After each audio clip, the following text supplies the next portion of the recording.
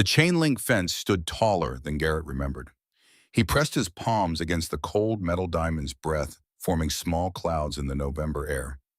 14 years old and built like hunger itself, he'd learned to move quietly through Portland's industrial district. Desperation had been his teacher for 3 months now, ever since he'd made that promise to Sophie whispered into her hair on a night when she couldn't stop crying. The Iron Ravens clubhouse loomed behind the fence, a squat brick building with bay doors and the smell of motor oil hanging heavy in the cold. Garrett had watched this place from his classroom window for weeks, studying the patterns. Friday nights, the members gathered inside. The scrap pile out back grew and shrank with no particular rhythm, and the motion light over the bay doors had a blind spot on the eastern corner. He hoisted himself up sneakers, finding purchase in the fence's pattern. The top rail bit into his palms through his threadbare gloves. For a moment, he hung there, balanced between the alley and whatever waited on the other side. Then he dropped into the yard, landing in a crouch, the impact shooting through his knees. The junk pile sprawled before him like a graveyard of broken dreams. Twisted handlebars jutted from oil-stained cardboard boxes. Chrome fenders with spiderweb cracks caught the moonlight and threw it back in fractured pieces. Chains thick as his wrist coiled between rusted frames and shattered headlights. This was what remained of motorcycles that had carried men down highways that had meant freedom once. Garrett's hands moved with purpose. He'd learned from YouTube videos watched on the school library computer. A throttle cable here, good. Ball bearings scattered in a coffee can, even better. He stuffed them into his backpack alongside the half-eaten sandwich he'd saved from lunch, wrapped carefully in a paper towel. Sophie would need dinner. She always needed dinner, and their mother's double shifts at the hospital meant Garrett had become the keeper of meals and promises. His sister, 13 years old with eyes that still believed the world could be kind even though her body had taught her otherwise. Born with something wrong in her spine nerves that felt everything but obeyed nothing. She could sense every ache in her segs, every phantom itch, every cruel reminder of muscles that refused her commands. The wheelchair they'd gotten from the church sat in their living room like a prison, its wheels squeaking with each rotation, its frame bent from someone else's life, someone else's struggle. 3 months ago, Garrett had found her crying after school. Another kid had asked why she didn't just try harder to walk, as if effort was all that separated her from the rest of them. As if wanting something badly enough could rebuild nerve pathways and fire dormant muscles. He'd held her that night and made his promise. He would build her something better. Something that didn't smell like pity or charity. Something fast. He was reaching for a handlebar grip when the motion light exploded overhead, flooding the yard in harsh white that turned shadows into blades. Garrett's heart slammed against his ribs. "Don't move." The voice came from the garage entrance, low and rough as gravel scraped over concrete. Garrett turned slowly, hands still outstretched toward the parts he'd been collecting. The man was maybe 25, built like he'd grown up swinging hammers, with a patchy beard and a leather vest that read Prospect across the back. No full colors yet, still proving himself to the club. That made him dangerous in a different way, hungry to impress, quick to make examples. Finn McCoy crossed the yard in 4 strides and grabbed Garrett's collar, lifting him slightly onto his toes. The backpack slipped, ball bearings scattering across the concrete like marbles, rolling in all directions with tiny metallic sounds. The sandwich tumbled out, too still, wrapped in its paper towel, and Finn's eyes tracked it, then moved to Garrett's face. The worn-out jacket with sleeves that didn't quite reach his wrists. The shoes held together with duct tape in 3 places. "You got about 5 seconds to tell me why I shouldn't call the cops," Finn said. Garrett's voice came out steadier than he felt, steadier than he had any right to sound, with his feet barely touching ground and this man's knuckles white against his collar. "I wasn't stealing," he said. "Not really. I was looking for parts." "Parts for what? Some scooter you're gonna flip for my sister." Finn's grip loosened slightly. Not much, but enough that Garrett could breathe properly again. "Your sister." "She can't walk," Garrett said, and the words came faster now, tumbling over each other in the cold air between them. "Her wheelchair's broken, the frame's bent, and one of the wheels doesn't turn right, and she deserves better than some piece of junk that smells like the last person who gave up on living. I'm building her something better, something that'll let her move on her own, something fast." The words hung there, visible, almost in the clouds of breath between them. Finn's jaw worked, processing something, making calculations Garrett couldn't read. Then he made a decision that would change everything, though neither of them knew it yet. "Wait here," Finn said and disappeared into the garage. Garrett heard voices, low and urgent words he couldn't make out, but tones he recognized. Argument or agreement, he couldn't tell. When Finn returned, he had company. The second man was maybe 60 with a gray beard braided down his chest and arms covered in faded tattoos that disappeared under his shirt sleeves. Burns scarred his forearms, the kind that came from years of welding, and he moved with a limp that spoke of old injuries that had healed wrong or maybe not healed at all. His eyes were the color of steel and just as hard when they landed on Garrett. "This is the kid," the older man said. "Says he's building a scooter for his sisters, says she's paralyzed."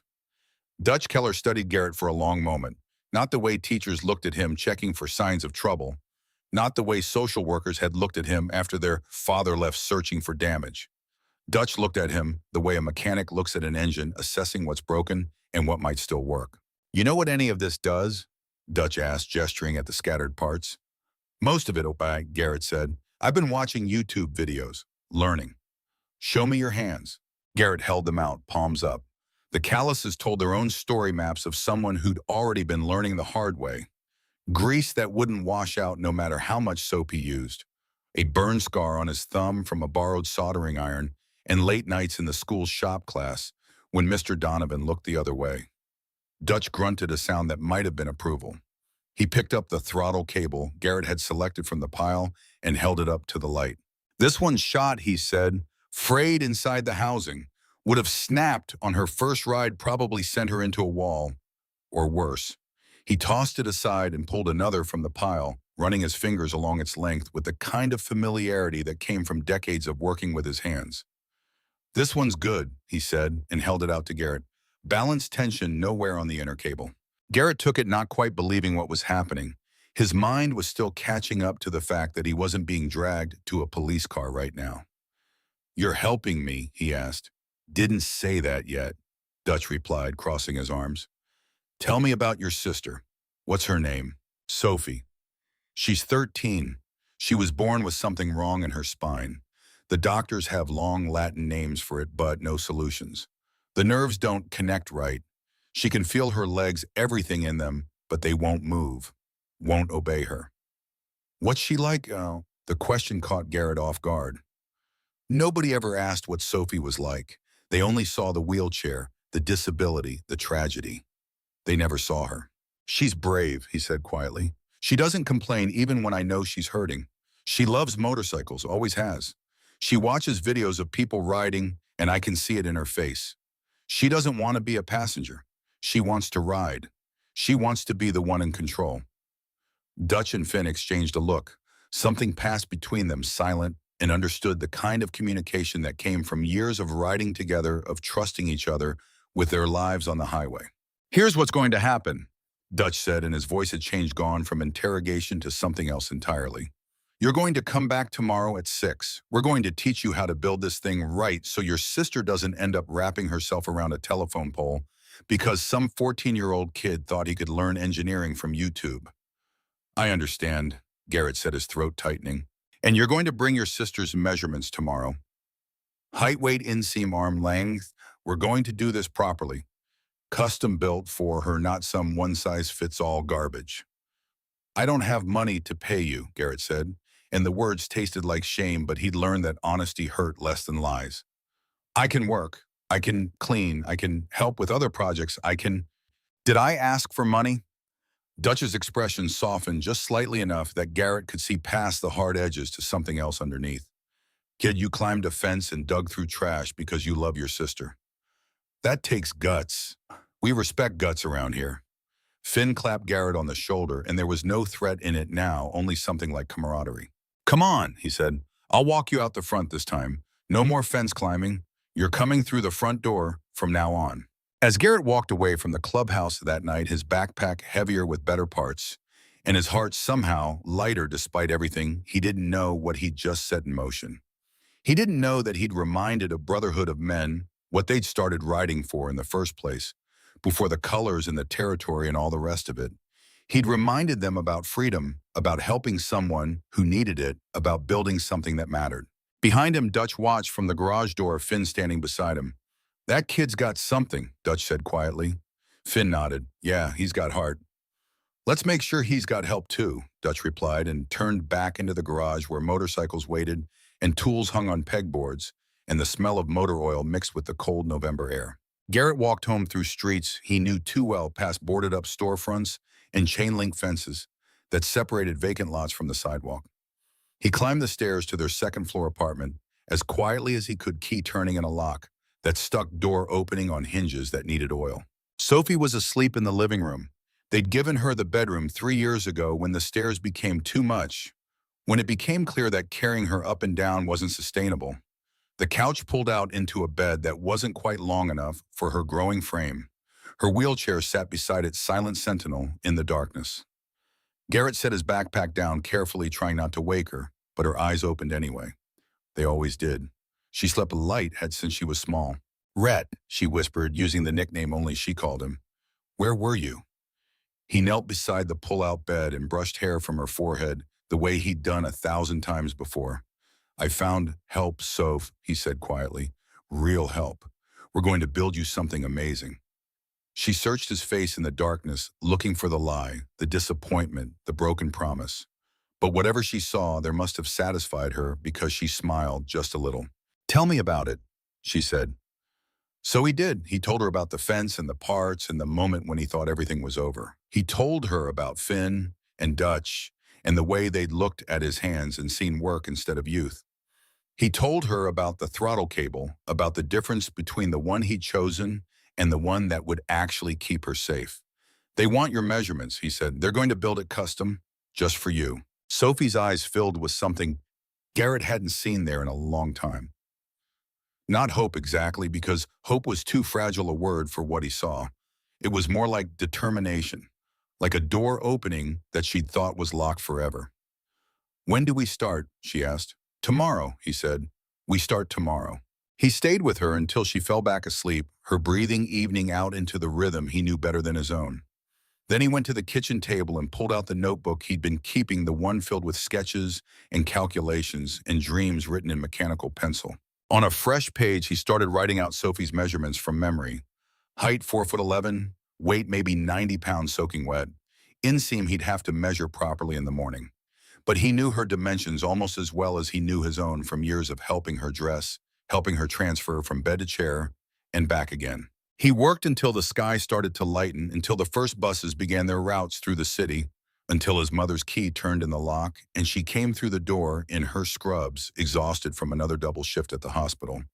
Carol Brennan looked at her son still awake at the kitchen table, and something in her face tightened with worry. Garrett, she said, did you sleep at all? I will, he promised. I just needed to finish something. She moved to the coffee maker, started the familiar ritual that would get her through the next few hours before she could collapse into sleep herself. But she kept glancing at him, at the notebook, at whatever had him so focused at 6 in the morning on a Saturday. What are you working on? She finally asked. He almost didn't tell her, almost kept it secret the way he'd kept so many things secret over the past 3 months. But something about the night, about Dutch and Finn, and the way they'd looked at him made him want to be honest. I'm building Sophie a scooter, he said, an electric one so she can move on her own. And I found people who are going to help me do it right. Carol set down her coffee mug carefully, like it might shatter if she wasn't gentle enough. What people? A motorcycle club, he said, and watched her face change. I know how it sounds, but Mom, they're good people. They understand. One of them lost his leg in Iraq and he still rides. They know what it's like to be told you can't do something and do it anyway. Garrett, her voice carried warning and fear in equal measure. Motorcycle clubs aren't, come with me today, he interrupted. Come see for yourself, meet them. If you don't like what you see, I'll walk away, I promise. She studied him across the kitchen, this boy who'd become a man too fast, who'd taken on responsibilities that should never have been his, who'd held their family together with determination and duct tape and love that ran deeper than any 14-year-old should have to feel. What time? She asked finally. 6. They said 6 o'clock. I'll be there, she said, and it sounded like both a promise and a threat. The day crawled by in hours that felt like years. Garrett measured Sophie properly, writing down every dimension with the kind of precision he'd learned from Mr. Donovan's shop class. She asked questions between each measurement, wanting to know what this number meant, why that one mattered. The seat height has to be perfect, he explained, tape measure stretched along her thigh. Too high and you won't be able to reach the controls comfortably. Too low and it'll mess with your center of gravity, make it harder to balance. You really think this is going to work? She asked, and there was vulnerability in the question that made his chest ache. I know it is, he said with more confidence than he felt, because we're not doing this alone anymore. At 5:30, Carol emerged from her bedroom dressed in jeans and the kind of defensive posture that said she was ready for a fight. They loaded Sophie into their ancient van, the wheelchair lift groaning as it always did, threatening to give out completely one of these days. The drive to the clubhouse took 15 minutes through streets that grew progressively more industrial, more worn down. Carol's hands tightened on the steering wheel with each block, her jaw setting harder. If I don't like what I see, she started. Then we leave, Garrett finished. I promised. The Iron Ravens clubhouse sat on the corner of two streets that dead-ended into chain-link fences and abandoned warehouses. The building itself was squat brick, two garage bays with rolling doors, and a regular door that probably led to whatever passed for an office or common space inside. Half a dozen motorcycles sat in a neat line out front, chrome, catching the last of the afternoon light. Garrett's stomach tightened as his mother parked the van. This was it. Either she'd see what he saw, or this whole dream would end before it really began. The side door opened before they could knock, and Dutch filled the frame. He'd cleaned up since last night, beard freshly braided, wearing a button-down shirt under his leather vest that showed the Iron Ravens patch on the back. Full colors, not a prospect. This was a man who'd earned his place. His eyes went to Sophie first in her wheelchair in the parking lot, and Garrett saw his expression soften in a way that didn't match the scars and the hard edges. You must be the engineer, Dutch said, and he didn't crouch down or talk to her like she was a child. He spoke to her straight on eye to eye.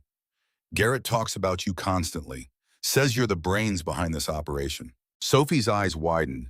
Nobody had ever called her that before. Nobody had ever suggested she was anything but the problem to be solved. Come on, Dutch said. Let's show you what we're working with.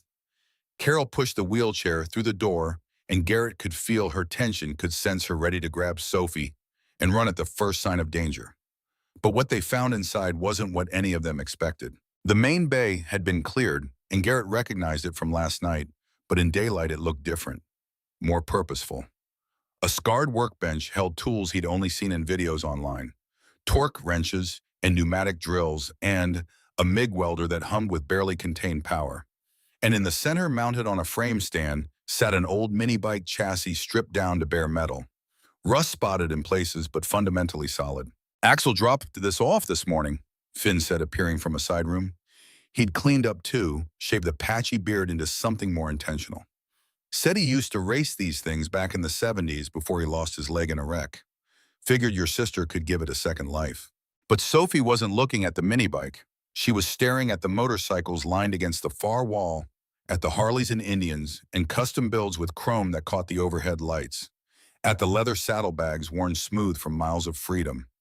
Her hands gripped the wheelchair's armrest so tight her knuckles went white. A man limped out from the office area, and Garrett recognized him from last night's conversation even though they hadn't met. Axel had to be in his 50s, beard shot through with silver, and a scar running from his temple to his jaw that spoke of violence or accident or both. His prosthetic leg clicked softly with each step. He pulled up a metal stool beside Sophie and sat heavily like the movement cost him something. Lost this one 20 years ago, he said, rapping his knuckles against the prosthetic. It made a hollow sound. Crashed my bike doing 90 on wet asphalt. Woke up in the hospital missing everything below the knee. He leaned closer and his voice dropped but didn't lose its intensity. You know what the doctors told me? Said I'd never ride again. Said I should get used to a desk job. Maybe take up fishing.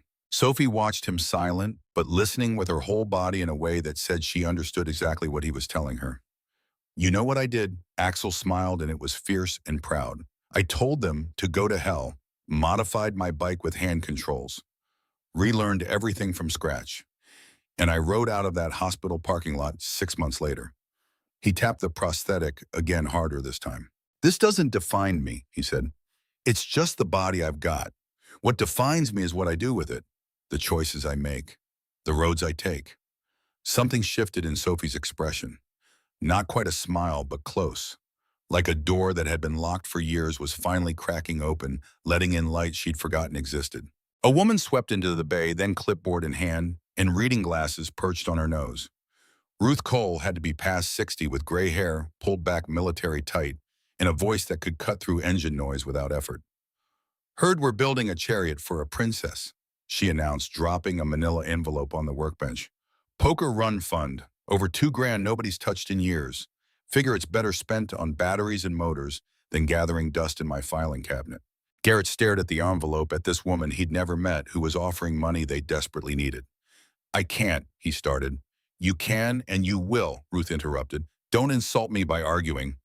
She softened slightly, just enough that Garrett could see past the drill sergeant exterior to something raw underneath. "My daughter had muscular dystrophy," she said quietly. "Died when she was 16. I would have given anything to see her ride something like this." She cleared her throat roughly like dislodging gravel and turned to Sophie. "All right, sweetheart. Need to get you fitted properly. Can't have you riding around uncomfortable." She pulled out a tape measure and started taking measurements with the kind of practical efficiency that came from years of getting things done. Not clinical, like a doctor, not pitying, like a social worker. Just practical, like fitting someone for custom boots. "You got a preference on colors?" Finn asked, spreading design sketches across the workbench. "We can do flames in red, blue, purple, green, tribal patterns, geometric designs.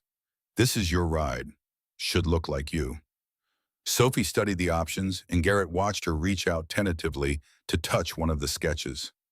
Red flames that seemed to leap across the page. "Like fire," she whispered. "Like fire," Finn repeated, grinning. "I like your style, kid." Dutch brought over the joystick throttle system they'd been working on, explaining how it would work with patience that surprised Garrett. Push forward to accelerate. Pull back to brake. Twist for steering adjustments. They were installing training wheels that would detach once she got comfortable, and the seat had a 5-point harness until she built up enough core strength to balance on her own. "But eventually," Dutch added, and his voice carried the weight of a promise, "you'll ride free, basically, up at the end. No straps, no training wheels, just you and the road, nothing holding you back." Sophie's eyes filled with tears, but not the sad kind. These were the kind that came when someone finally saw the dream you'd been too afraid to speak out loud. When someone understood not just what you needed, but what you wanted, what you deserved. Carol's hand flew to her mouth. "Baby, what's wrong?" she asked. "Nothing's wrong, Mama." Sophie's voice was stronger than Garrett had heard it in months, maybe years. "They get it. They understand." "Understand what, sweetheart?" Sophie turned to face her mother, and Garrett saw his sister make a choice. Saw her step through that cracked open door into something she'd never dared claim before. "I don't want to ride on the back of someone's bike," she said clearly. "I don't want to be a passenger. I want to be the one in front. I want to lead." The clubhouse went quiet. Even the compressor in the corner seemed to hold its breath. The words hung in the air like smoke, like something solid and real that couldn't be taken back. Garrett knelt beside his sister's wheelchair. His eyes wet his throat, too tight to speak. This was it. This was what he'd been building toward without knowing it. Not just mobility. Freedom. Not just movement. Leadership. Axel stood his hand coming to rest on Sophie's shoulder with a gentleness that didn't match his scarred face and missing leg. "Next month," he said, "when this thing's finished, you're riding with the club, front of the pack. And anyone who has a problem with that answers to me." The other members nodded, a silent agreement passing between them.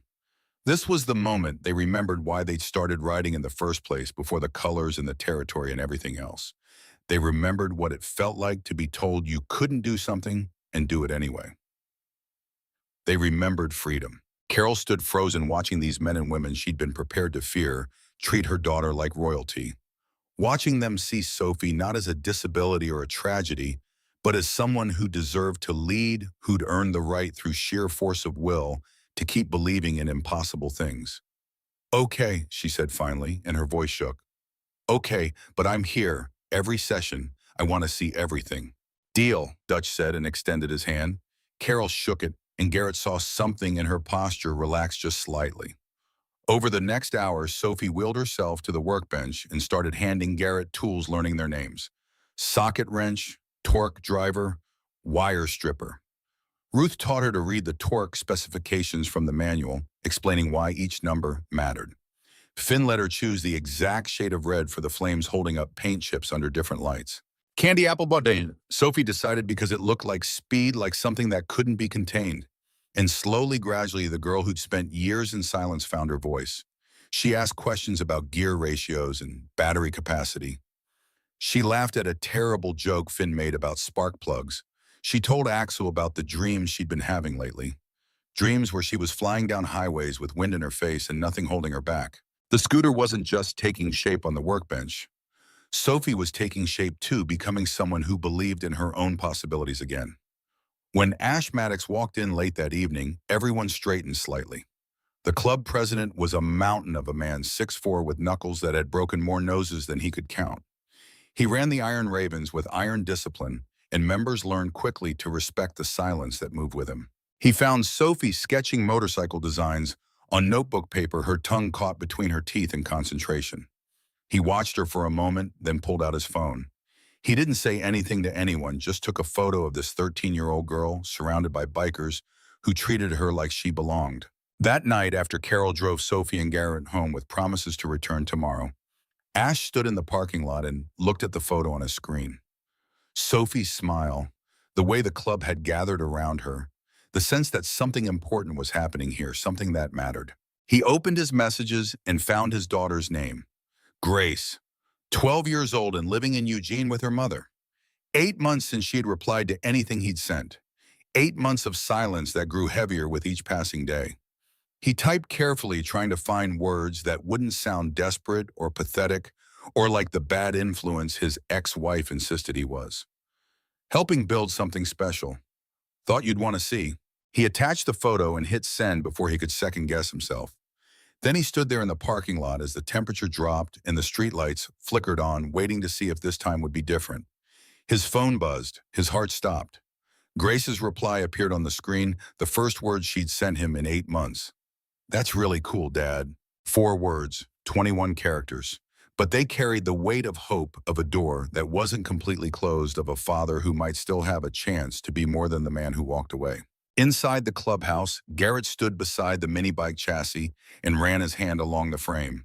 Tomorrow they would start the real work, the welding and the assembly, and all the careful precision it would take to build something that would keep his sister safe while letting her fly. But tonight, in this moment, he let himself feel the weight of what had happened. They'd come here expecting judgment or rejection, or at best, indifference. Instead, they'd found something else entirely. A brotherhood that understood what it meant to be broken and choose to build something beautiful anyway. A family that had nothing to do with blood and everything to do with showing up when someone needed help.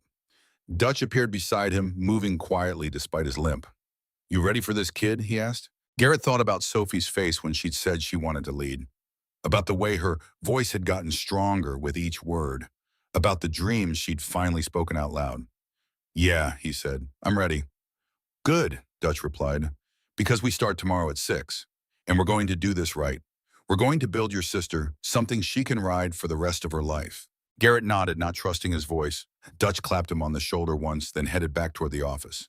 But he paused in the doorway and looked back. "You did good tonight, Garrett, climbing that fence, asking for help.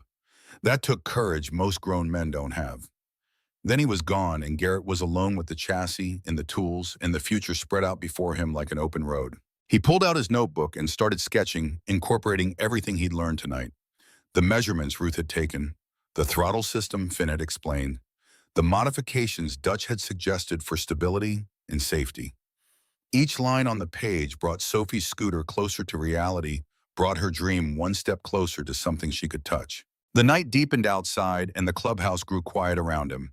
But Garrett kept working, kept planning, kept believing in the impossible thing they were about to build. Not just a scooter, a second chance, a new beginning, a way for his sister to finally lead instead of follow, to claim the freedom she'd been denied for 13 years. And somewhere in Eugene, a 12-year-old girl named Grace looked at a photo on her phone and wondered if maybe, just maybe, her father was becoming someone she could be proud of after all. The clubhouse smelled like coffee and motor oil and decades of cigarette smoke baked into the walls when Garrett arrived at exactly 6 the next evening. Sophie's measurements were scribbled on a wrinkled piece of notebook paper in his pocket, numbers he'd checked 3 times to make sure they were right. He stood outside the bay doors for a moment, uncertain despite Dutch's invitation, until the older man waved him in with a grease-stained hand. "You're on time," Dutch said. "Good. Finn, get the kids some gloves. Can't weld with bare hands unless you like the smell of burning flesh." The workspace had been transformed since yesterday. The scarred workbench now held tools arranged with military precision. A plasma torch hung from its rack beside the MIG welder. The mini bike chassis sat centered on the frame stand, and someone had already started stripping decades of rust and old paint from the metal. Finn appeared with a pair of worn leather gloves that were too big for Garrett's hands but would work well enough. "Axel brought the frame by this morning," Finn explained. "Spent 2 hours wire brushing the worst of the corrosion. Frame solid underneath. Good bones." Garrett ran his fingers over the metal, feeling the places where rust had been scraped away to reveal clean steel. This chassis had carried someone once had been someone's freedom before age and accident had relegated it to a corner of Axel's garage. "Sophie's going to give it a second life," he said quietly. Dutch fired up the welder and blue sparks cascaded across the workbench like stars falling. The sound filled the bay, that particular metallic hiss that meant molecules were fusing together, becoming something permanent. "First lesson," Dutch said over the noise. "Metalwork is like trust. Rush it, and it breaks under pressure. Take your time, do it right, and it'll hold through anything." They worked until midnight that first night. Dutch showed Garrett how to cut clean lines with the plasma torch, how to read the color of metal as it heated, moving from red to orange to that perfect cherry glow that meant it was ready to accept the weld, how to lay a bead that would fuse 2 pieces into one permanent bond, strong enough to hold Sophie's weight and dreams and all the miles she'd put on this thing. Finn handled the electrical system, explaining voltage and amperage with the patience of someone who'd learned everything the hard way through blown fuses and fried circuits and the occasional shock that reminded you to respect electricity. "The battery pack goes here," Finn said, pointing to a space between the frame rails. "Church found us a lithium-ion setup from a contact in Detroit. 40-mile range, which is more than enough for what Sophie needs. Top speed we're limiting to 25 miles per hour, fast enough to feel like freedom, slow enough to keep her safe." By the third evening, word had spread through the entire club. Members started appearing between their shifts at construction sites and auto shops and whatever else they did to pay bills. Each one brought something. Diesel, the club's primary welder, showed up with support brackets he'd fabricated at the machine shop where he worked. They were perfect, precise angles that would distribute weight evenly and prevent stress fractures. Church, the treasurer, who rarely left his office, arrived with the battery pack from Detroit. He set it on the workbench like it was something precious, which in a way it was. "Cost me a favor I've been saving for 3 years," Church said. "But this is a better use for it than anything else I can think of." Even ink appeared, the club's tattoo artist, with sleeves of ink covering both arms and hands, steady enough to draw individual scales on a dragon that wrapped around someone's rib cage. He brought an airbrush setup and design sketches that made Garrett's amateur attempts look like crayon drawings. "Sophie chose red flames," Ink said, studying the chassis. "We're going to make them look alive, like they're moving even when the scooter's standing still." He spent an hour teaching Garrett the basics on scrap metal, showing him how to control air pressure and paint flow, how to build up colors and layers that created depth and movement. They practiced until Garrett could lay down smooth gradients, then move to the actual design work. But the real turning point came on the 8th night when Ash finally showed up. The club president was a presence that changed the air in any room he entered. Members straightened instinctively. Prospects found urgent business elsewhere. Even Dutch, who feared nothing and no one, gave Ash the respect due to a man who'd built this brotherhood from nothing and held it together through everything. Ash found Garrett hunched over the frame, wire brushing rust from the axle housing with the kind of focused intensity that came from knowing every detail mattered. He watched silently for 5 minutes, and Garrett felt the weight of that attention like pressure between his shoulder blades. Finally, Ash spoke. "You're Garrett." It wasn't a question. Garrett set down the wire brush and turned, wiping his hands on his jeans, even though it did nothing for the grease that had become a permanent part of his skin. "Yes, sir." Ash pulled something from his wallet, a photograph, edges soft from years of handling. He held it out and Garrett took it carefully. A little girl, maybe 7 years old, on a playground swing, blonde pigtails and a gap-toothed smile that could light up darkness. She wore a purple dress and her feet were kicked out in front of her, frozen mid-swing, in a moment of pure joy. "That's Grace," Ash said, and his voice carried gravel and regret in equal measure. "My daughter lives in Eugene with her mother. I see her twice a year if I'm lucky." He paused and Garrett didn't know what to say, so he said nothing. Sometimes silence was the only right response. "Last time I called, she didn't want to talk to me," Ash continued. "Hung up after 30 seconds. Her mother says I'm a bad influence. Says Grace is better off forgetting I exist." He took the photo back, traced its edge with a scarred thumb. Maybe she's right. Maybe a 12-year-old girl doesn't need a father who runs a motorcycle club and has a record and can't promise he'll be at her birthday parties because club business comes up. Ash looked at the scooter frame, then back at Garrett, and something in his expression cracked open just slightly. "But I keep thinking if I could do something good, something that matters, maybe Grace would see it. Social media, news, whatever. Maybe she'd know her old man's not just the guy who walked away." His voice broke just barely, just enough that Garrett heard the father underneath the president. "Make this thing incredible," Ash said. "Make it so badass that when Sophie rides it, people take pictures. They share videos. They talk about it." He pulled out a thick fold of bills and pressed them into Garrett's hand. Hundreds more money than Garrett had seen in one place in his entire life. "Chrome package," Ash said. "LED lights, whatever makes it shine. Make it something my daughter might see and think maybe my dad helped build that. Maybe he's not all bad." Then he walked out before Garrett could thank him, before the moment could become something uncomfortable or awkward. The bay door closed behind him, and Garrett stood there holding $500 and understanding that this project meant something different to everyone who touched it. Dutch appeared at his shoulder, moving quietly despite his limp. "Ash doesn't talk about Grace," he said. "Ever. You just witnessed something rare." "Why'd he tell me?" Garrett asked. "Because you remind him what he's lost. And maybe what he could still save." Dutch clapped him on the back. "Come on, let's build something worth remembering. Let's build something worth, The weeks blurred together in a rhythm of school and homework on the bus, and evenings that stretched past midnight in the clubhouse. Garrett arrived every day after his last class, sometimes with Sophie, when Carol could bring her, sometimes alone, when his mother was working doubles at the hospital. He learned to read metal the way some people read books, understanding what each color and texture meant, what each sound told him about the work he was doing. The scooter took shape like a promise being kept. Matte black paint went on first, 3 coats carefully applied and sanded smooth between each one.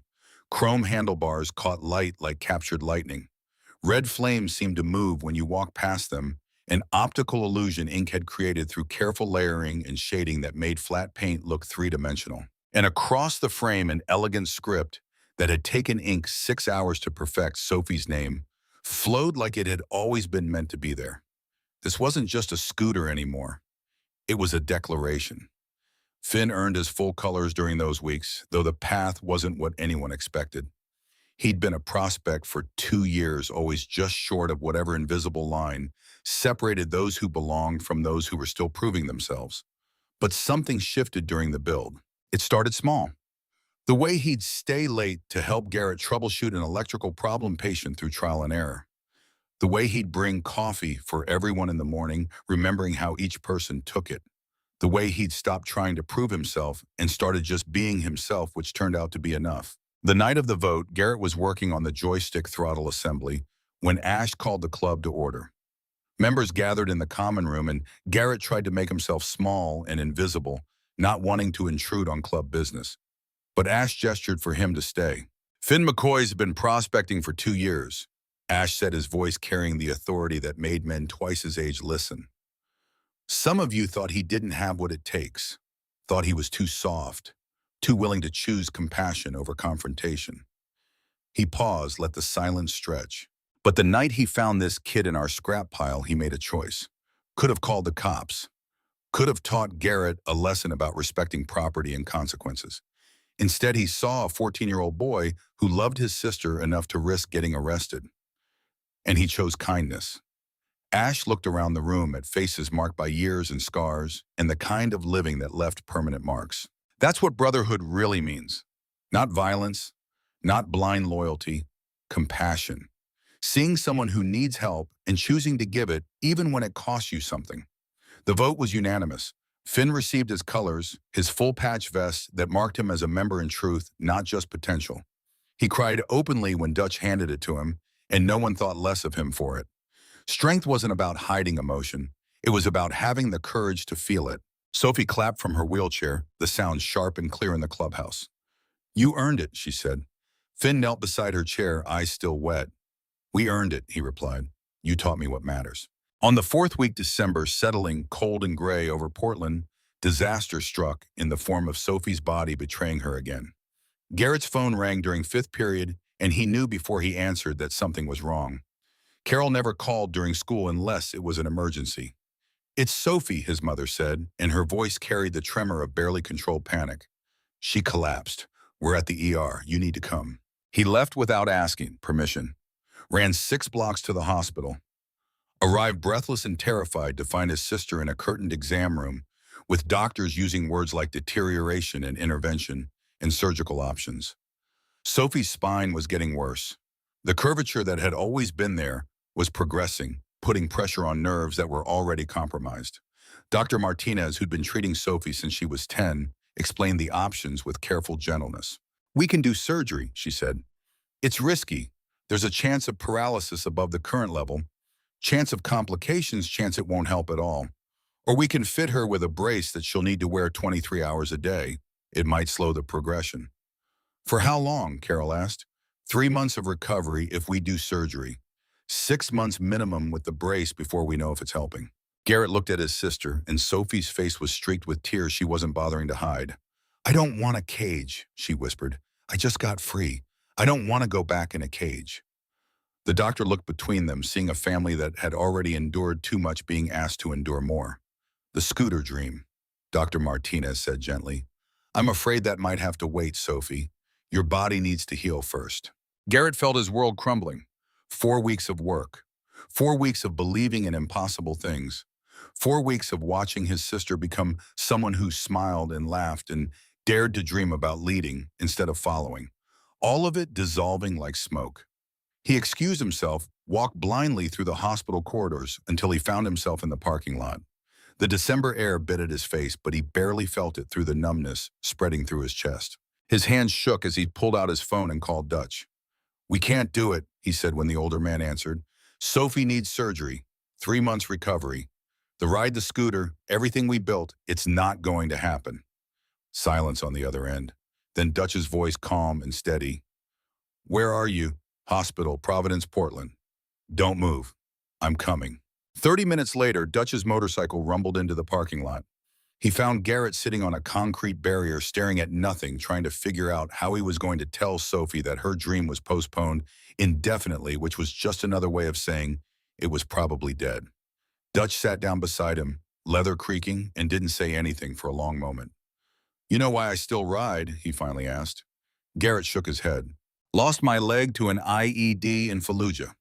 Doctors said I'd never ride again. Said the prosthetic wouldn't give me the control I needed. Said it was too dangerous. Said 100 different reasons why I should accept the new limits of my life." He pulled up his pant leg, showed the prosthetic that Garrett had seen but never really looked at. Carbon fiber and titanium and engineering that cost more than most people's cars. "I ride because they said I couldn't. Because quitting meant they were right. Because the only way to beat the thing that broke me was to do the thing they said was impossible." He turned to look at Garrett directly. "Sophie needs that scooter now. Not after surgery, not after 6 months in a brace. Now, 3 months from now, she'll be in recovery restricted limited. But right now, today, she could have 3 months of freedom before that cage closes." The doctor said, "The doctor's job is to keep her safe. Our job is to keep her alive. And there's a difference between those things, kid. You can be safe and still die inside." Garrett felt something shift in his chest, some weight redistributing. "You think we can finish in time?" Dutch stood, offered his hand to pull Garrett up. "Kid, we're the Iron Ravens. We make impossible shit happen. Question is, are you ready to work harder than you've ever worked in your life?" Garrett thought about Sophie's face when she'd said she wanted to lead, about the way her voice had gotten stronger with each day at the clubhouse, about the dreams she'd finally spoken aloud. "Yeah," he said, I'm ready. They went back inside together, found Carol and Sophie in the exam room. Dr. Martinez was explaining something about pre-surgical consultations and scheduling, but she stopped when Dutch walked in, this gray-bearded biker in full colors, who looked like he'd ridden out of a different era entirely. "You're the ones building the scooter," Dr. Martinez said. "Not a question." "Yes, ma'am," Dutch replied. "And we'd like to propose something. Give Sophie 3 months. Let her ride. Let her have that freedom before the surgery. We'll make sure she's safe. Full harness training wheels, proper supervision. But let her have this." Carol started to object, but Sophie grabbed her mother's hand. "Please, Mama," she said. "Please, I need this. I need to know what it feels like before they put me back in a cage." Dr. Martinez looked at this 13-year-old girl who'd spent her entire life being told what she couldn't do, and something in her expression softened. "3 months," she said. "Then we schedule the surgery, and you come in for weekly checkups to make sure the progression hasn't accelerated. Deal." "Deal," Sophie said, and she was crying again, but this time with relief. The work intensified after that. Garrett stopped pretending to care about anything else. Homework got done on the bus or not at all. Sleep became something he grabbed in 4-hour chunks. Food was whatever he could eat standing up between welding sessions. Sophie came to every session she could wheelchair, parked beside the workbench, handing Garrett tools and learning their purposes. She asked questions that showed she understood more than anyone gave her credit for. Why this gauge wire instead of that one? Why the battery pack needed ventilation? Why the throttle response curve mattered for smooth acceleration? Ruth taught her to read technical specifications sitting beside her, with the manuals spread across Sophie's lap, pointing out how to cross-reference part numbers and load ratings.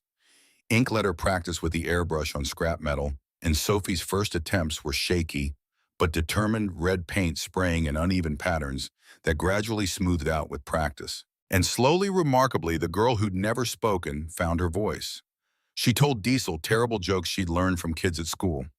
She asked Axel about his racing days, about what it felt like to go fast enough that fear became exhilaration. She sketched motorcycle designs in her notebook, wild, impossible machines that might never exist but showed she was thinking beyond limits. The scooter became more than a project. It became a gathering point, a reason for the club to remember what they were beyond colors and territory and all the complicated politics of brotherhood. They were builders, fixers, men and women who'd been broken and chose to make things anyway. Church-sourced, upgraded LED strips for underglow lighting that would make the scooter visible from 100 yards away. Diesel fabricated custom foot pegs that would support Sophie's legs even when they wouldn't hold weight on their own. Finn wired in a sound system because Sophie loved music, loved the idea of riding with something playing that matched the rhythm of her heartbeat. By the 6th week, the scooter was complete enough for initial testing. They rolled it out into the parking lot on a cold December afternoon, and Garrishel's hands shook as he connected the battery pack for the first time. The electric motor hummed to life, nearly silent compared to the thundering Harleys around it. But that hum carried possibility, carried the promise of movement and freedom, and everything Sophie had been denied for 13 years. "Not yet," Dutch said when Garrett moved to test it.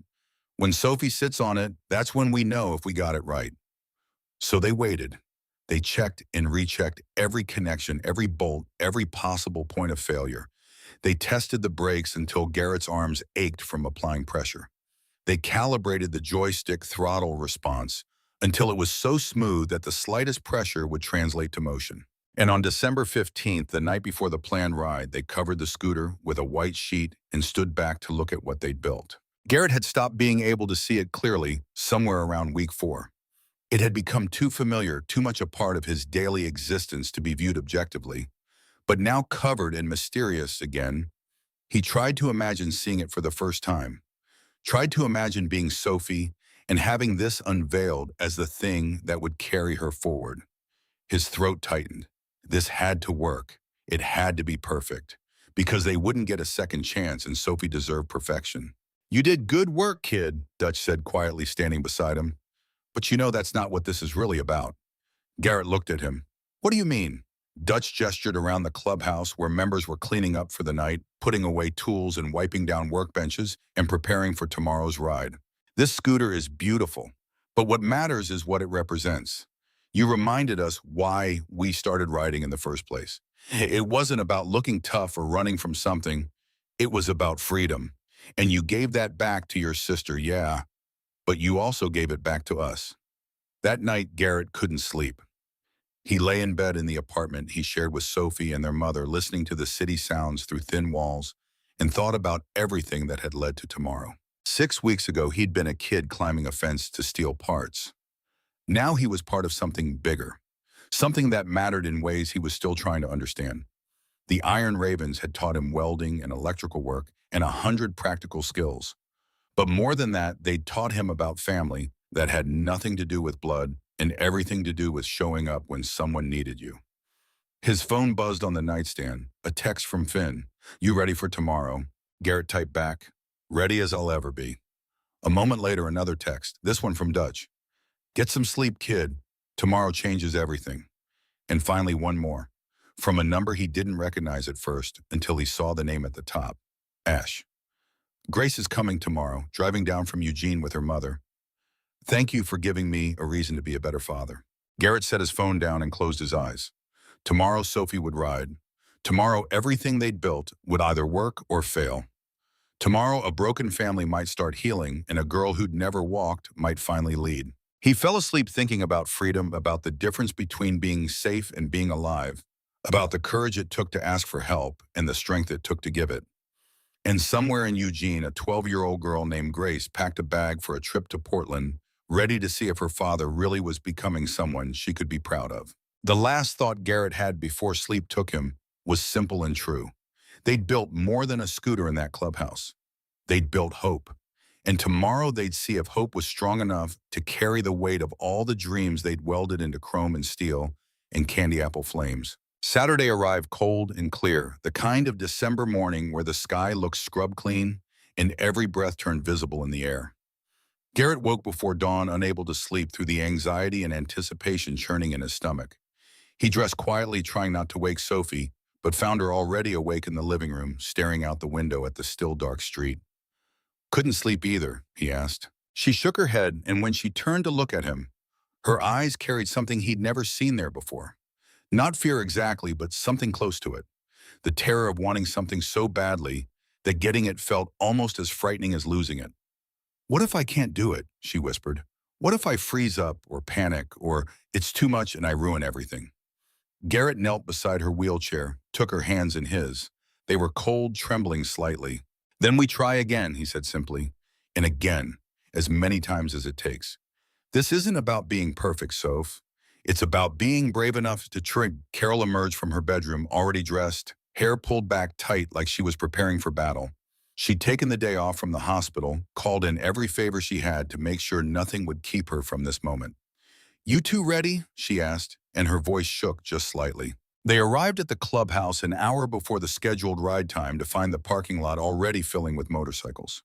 Not just Iron Ravens, but bikes from other clubs, independents, friends of friends who'd heard about this ride and wanted to be part of it.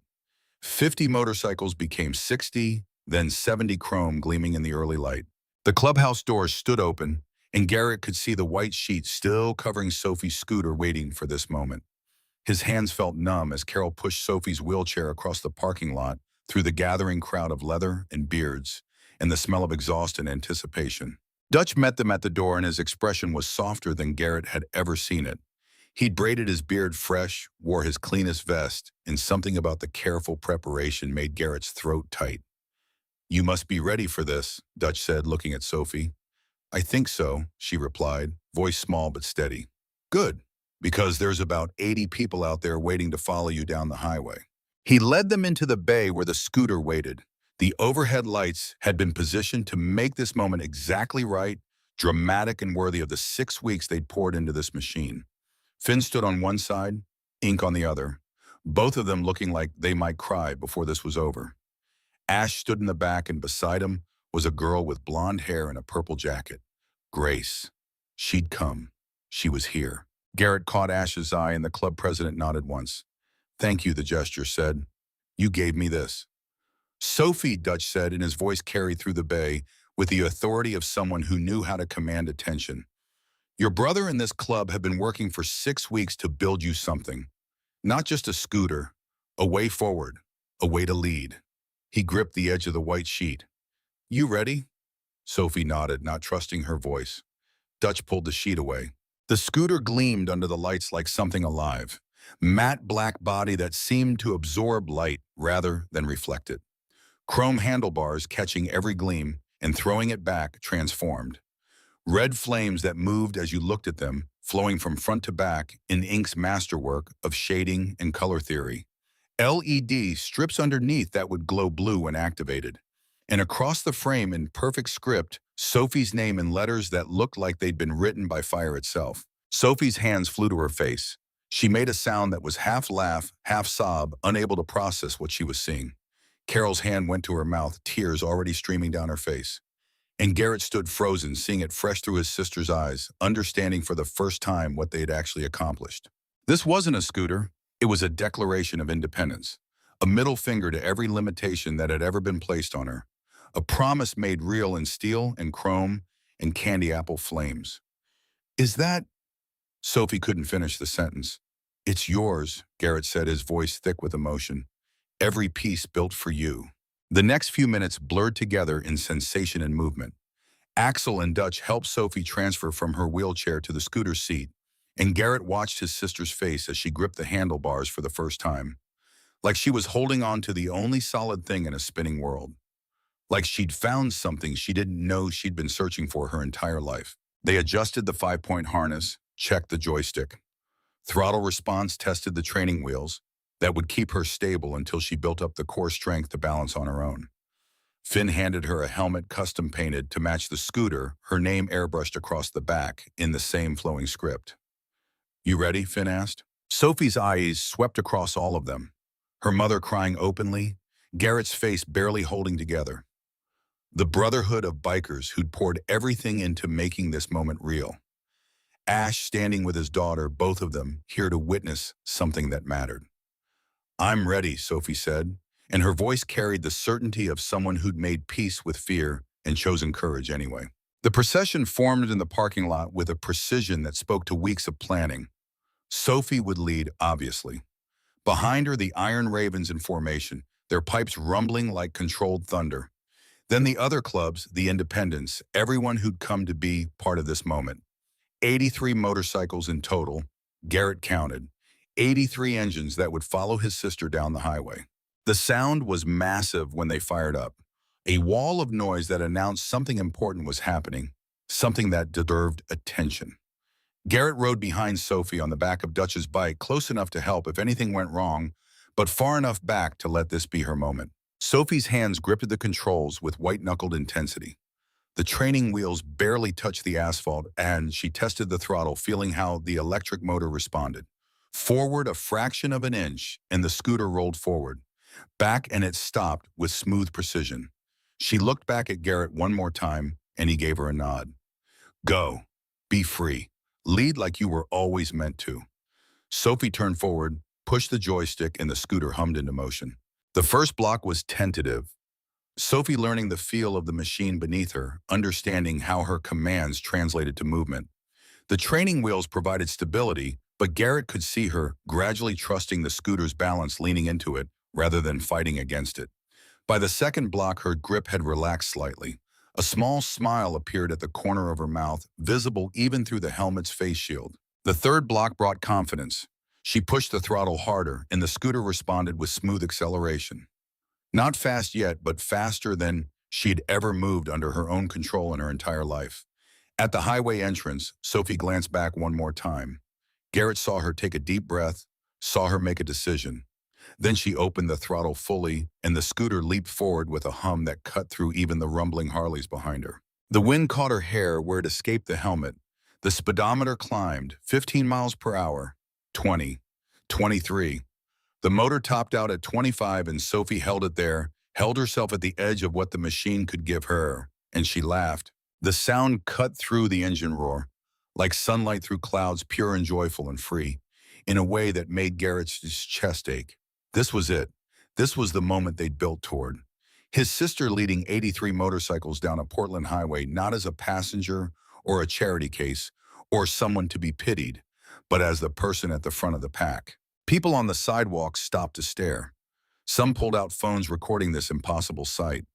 A girl in a custom electric scooter, leading a motorcycle club like she'd been born to do exactly this. Cars honked their support, not angry honks, but celebration. A kid in a pickup truck leaned out his window and screamed, "You're awesome," with the kind of enthusiasm that only teenagers could muster. Sophie waved at him, one hand briefly leaving the handlebars, and Garrett's heart stopped until he saw she had full control. She was doing this. She was actually doing this. The route Dutch had planned took them through industrial areas where the noise wouldn't bother residents, then out onto the highway for a clear stretch that let Sophie feel what it meant to really move. The formation held perfect 83 bikes, maintaining formation like a steel river flowing through Portland's streets. News helicopters appeared overhead, having picked up on social media posts about this unusual procession. By the time they reached Morrison's Diner, the planned finish line, the ride had been streaming live for 20 minutes. Hundreds of thousands of people were watching a 13-year-old girl who couldn't walk lead a motorcycle club down the highway. The parking lot at Morrison's was full of people who'd driven ahead to witness the arrival. Club members, families, friends, strangers who'd seen the live streams and wanted to be part of this moment. They lined both sides of the entrance, creating a corridor of celebration. Sophie rolled through it like a warrior returning from battle, and when she came to a stop at the head of the pack, exactly where a leader should be, the helmet came off to reveal her face flushed with exertion and joy and triumph. The first words out of her mouth were, "I want to go faster next time." The parking lot erupted in cheers and horn blasts, and the kind of celebration that marked moments people would remember for the rest of their lives. But Garrett barely heard it because his sister was looking at him with eyes that blazed with something new. Not hope anymore. Certainty. The knowledge that she could do impossible things if someone believed in her enough to help. Then a voice cut through the celebration, young and uncertain. "Dad?" Ash turned and Grace was standing there with her mother beside her, both of them having driven from Eugene to witness this. The girl's face was wet with tears, and she looked at her father like she was seeing him clearly for the first time in years. "You helped her," Grace said. "You really helped her. That girl, Sophie, you helped her ride." Ash's face did something, complicated emotions warring across features usually kept carefully neutral. He nodded, not trusting his voice. Grace took 3 steps forward and hugged him, wrapped her arms around his waist, and held on like she was afraid he might disappear. Ash's arms came up slowly, carefully, like he was handling something precious that might break. "You're a hero, Dad," Grace whispered, and Ash made a sound that might have been a laugh or a soap or both. Garrett watched this unfold and understood that they'd healed more than Sophie today. They'd given Ash a way back to his daughter. They'd given the Iron Ravens a purpose beyond territory and colors.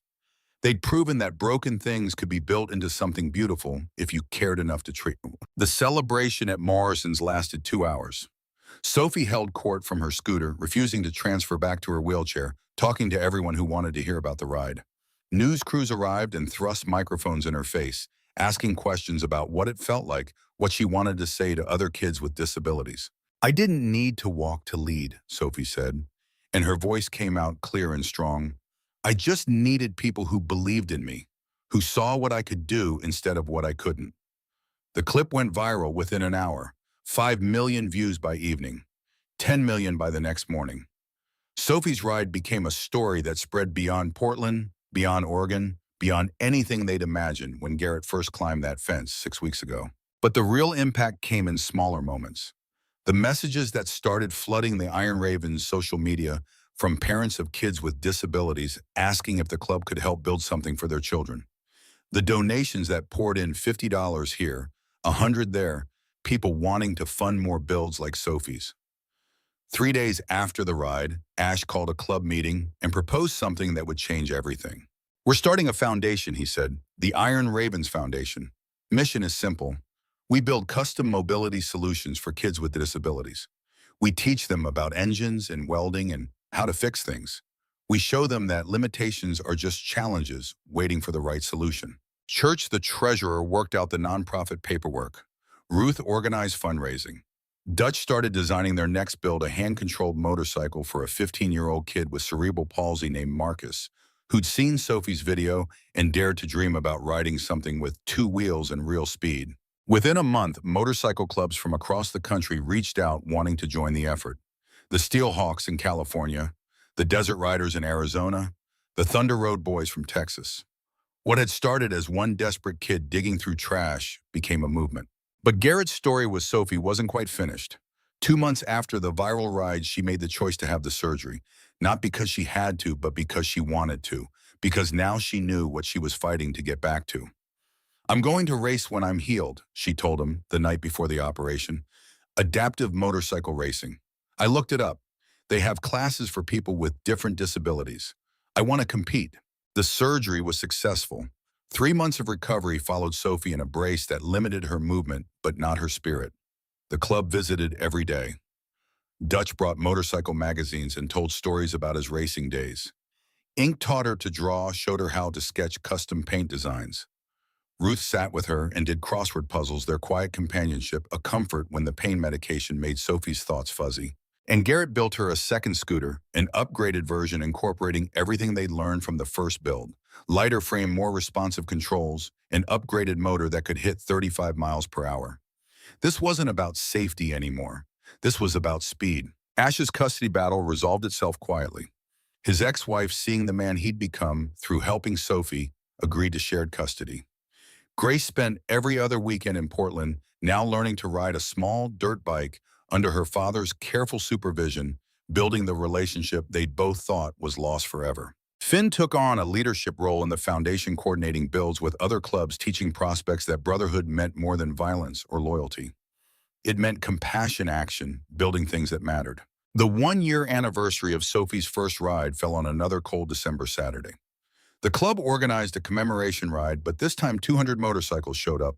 The movement had grown beyond anything they'd imagined, beyond Portland, beyond the Pacific Northwest. Sophie, now 14, had graduated to a walker for short distances, her legs slowly rebuilding strength through physical therapy and determination. But for the anniversary ride, she chose her scooter. The upgraded version Garrett had built, painted in the same candy apple flames, but sleeker, faster, more aggressive. And beside her on a small dirt bike with training wheels, Grace rode. Ash's daughter, 12 now, and growing into someone who believed her father was a hero. The two girls lined up at the front of the pack, and behind them stretched a river of chrome and leather, and the kind of solidarity that came from people who understood what it meant to overcome. Garrett, now 15 and holding a provisional motorcycle license earned through Dutch's patient teaching, rode his own bike. Not elaborate or expensive, just a used Yamaha that ran clean and handled well. But it was his earned through work at the clubhouse, through learning and building, improving himself. The ride traced the same route as that first December morning, but everything felt different now. Bigger, more significant. Like they'd tapped into something universal, some truth about human nature that said people wanted to help if you gave them a way to do it. At Morrison's Diner, the finish line, once again a new family waited. Marcus, the 15-year-old with cerebral palsy, sat on his custom-built motorcycle hand controls, gleaming his parents beside him, crying tears of gratitude. He was the foundation's fourth build, and his ride was scheduled for next weekend. The cycle continuing, expanding, touching more lives with each passing month. Sophie pulled to a stop beside Marcus and removed her helmet. Her hair had grown longer, and she wore it in a braid, now practical and beautiful. She looked at this boy who was about to experience what she'd experienced a year ago, and Garrett saw her recognize herself in his nervous excitement. "It's going to change your life," she told Marcus. "Not just the bike, but knowing that people care enough to build it for you." That night, after the celebration had wound down, and most of the crowd had dispersed, Garrett found himself back at the clubhouse with Sophie. The bay was quiet now, just the two of them in the scooter that had started everything.